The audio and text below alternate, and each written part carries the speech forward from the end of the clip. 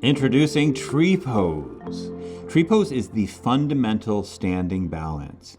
Balance is important for all of us, and tree pose is a good way to develop it. It also develops strength in the muscles to support the arches, and that means they support everything. Balances are very difficult if you're not focusing, so doing them is a great way to bring your mind into focus.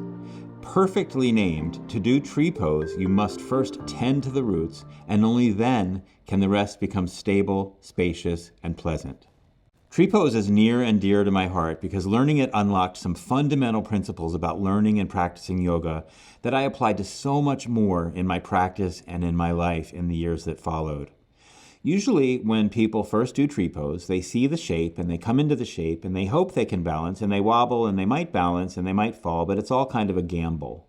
That was my experience, at least, to sort of get into it and hope for the best. Sometimes that worked and sometimes it didn't.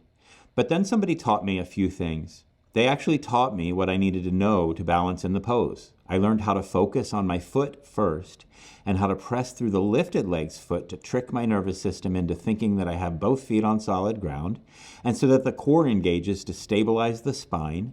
And I learned how important it is that I keep my eyes soft but open and still, and that what I look at affects my stability.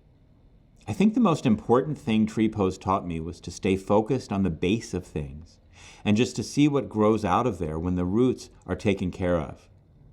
And so when you put it all together, what that taught me is that when something seems scary, unattainable, and altogether iffy at first, you can take it apart and actually look at how to participate in it willfully and skillfully without fear.